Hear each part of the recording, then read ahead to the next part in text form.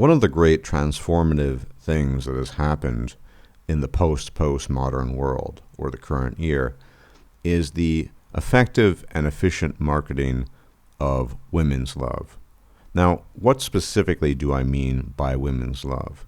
I am referring to the pragmatic checklist type of love that is endemic to women and how they approach their relationships with men. And you might be saying, well, duh, isn't that obvious? But it's not that obvious, because it was rarely, if ever, the case prior to, I would argue, even a decade ago or even a few years ago. So, for example, there is a plethora of films stemming from the late 90s or even the early 2000s revolving around so-called romantic love. Usually some scenario of a man meeting a woman in some place by accident, which then turns out not to be an accident because they're fated to meet. And subsequently, they declare to the fates and the gods that if it's meant to be, they will meet in a random place or time at a much later date. And lo and behold, as fate has it, they do, and it turns out to be the real thing, the real McCoy, and they love each other and live happily ever after. There are many films of this sort as recently as the late 90s or the early 2000s. And I say this because, generally speaking, you won't find these types of films anymore, at least not in the abundance they used to exist in. And I would argue you hardly find them at all, which is to say there's been a market or even cultural, socio-cultural transformation of the quote-unquote romantic landscape and how men and women interact. And the thing that used to sell, romantic love, male love, has been flipped on its head. And now it is the pragmatic checklist type of love that's selling. And I'll get into that in a bit. But let's just go over the basics here. We are led to believe, if we are young and naive, and certainly if we are from an older generation, that romantic love is female love, the idealized love. Yet when we look at the track record of history, it becomes glaringly obvious that this isn't the case. All the idealized love, all the ethereal love, all the imperial love that is spoken of, the transformative love, the type of love one reads about in poetry or in religious or transcendental literature, this is all male love. So you have something like the great classic of Italian literature, the Divine Comedy, where Dante is making frequent reference to his great love, Beatrice, who is this idealized projection of male love unto the female. She's pure, she's ethereal, she's in some sense untouchable. This is the sort of thing I'm talking about. The same is true of the chivalrous tradition. The chivalrous tradition implies that women are somehow elevated creatures. It is transcendental in nature. It is transformative. It is beyond the pragmatics of day-to-day life. And for centuries, at the very least, this was the type of love that, quote-unquote, sold. Imagine Dante writing the Divine Comedy, talking about all the points on his checklist that he can tick off for the sake of his Beatrice. It just wouldn't have sold. It doesn't fit into the literature. And much of the cinema and literature of the 20th century follows suit. It all has this consistent theme of romanticized ideal love. But astonishingly, in recent times, in recent years, this has changed. And it's not to say that men have stopped projecting romantic ideals into women. They still do this all the time. But in the culture, specifically the pop culture, you no longer see films of the sort that were so characteristic of the 90s and the early 2000s, such as Serendipity, this film which to a T plays up that role of romantic kismet-bound love between Kate Beckinsale and John Cusack. You just don't see those things because they're not really as appealing anymore. Quite the opposite. What the powers that be have succeeded at has been the effective marketing of pragmatic or women's love. And how do we see this manifest itself? We see it in online dating. We see it in Tinder. We see essentially what used to be qualitative love in some sense, male love, writ large, projected onto the screen or into books, turned into quantitative love in terms of scores regarding looks, in terms of what job men do, in terms of how much they're earning. Very, very itemized, very, very concrete.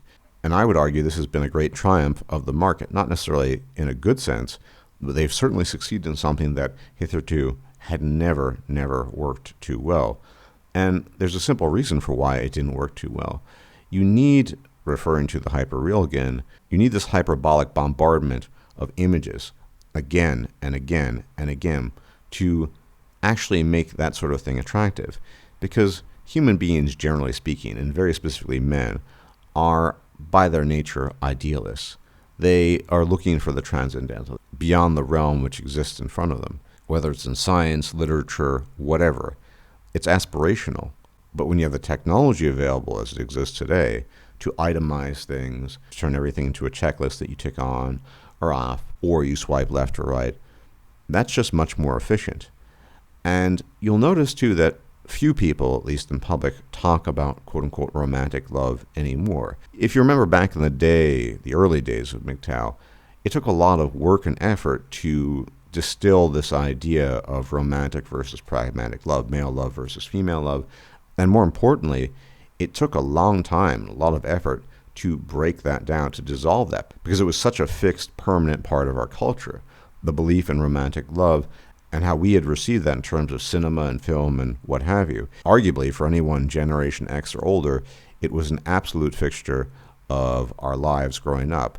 And these days, it's the opposite. The marketing of the cheap, the marketing of the terrestrial, the marketing of things based purely on looks, based purely on resources, based purely on a scorecard, effectively.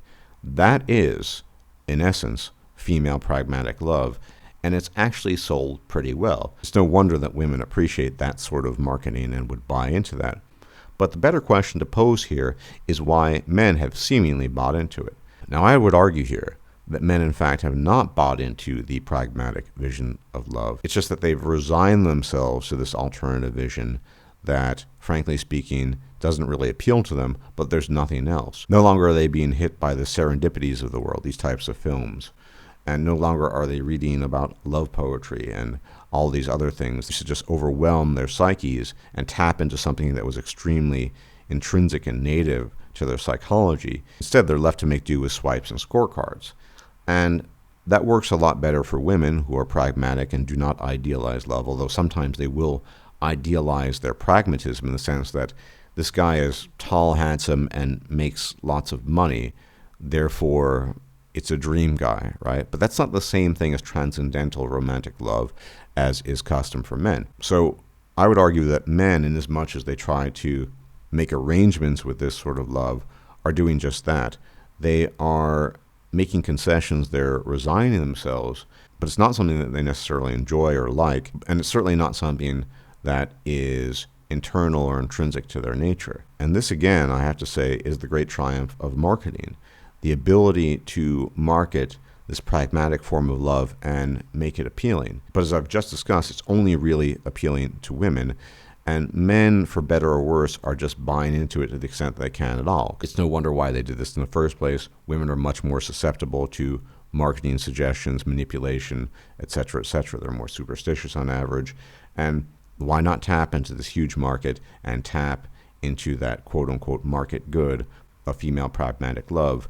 And men in this case are being left by the wayside. They are forced to give up their idealized visions, which, by the way, were always illusory. It was never the case, as Dante might have believed, that Beatrice was this heavenly divine creature. It's just what he thought and he projected, much as men have always done this. And there is a plus here, gentlemen. There's a plus here. And that is, after all this bombardment, after all this hyperreality, at least men right now are very aware of these very pragmatic aspects regarding female pragmatic love, and that's something that simply weren't privy to. Again, my generation had to spend years breaking down these illusions in order to get where we are right now, but the younger generation, they've had all this done for them already. And that is, at the very least, a silver lining in the many, many clouds that are floating about these days. Just that's a very minimal silver lining. This incredible marketing feat of transforming women's pragmatic love into something that is appealing, mostly to women. And of course, where the women go, and this is what happened basically, the women bought into the marketing of their own pragmatic love, and men, who always are going to be men, followed suit. Because if women wanted men to become experts at standing on their hands all day, they would do that too. Men will follow the women. So anyway, I hope you enjoy your weekend. As always, may the gods watch over you, And if I'm still alive, I'll check you out later. Bye-bye. If you liked this video, please like, share, and subscribe. And if you enjoy my content, please consider making a donation or becoming a patron. Thanks for watching.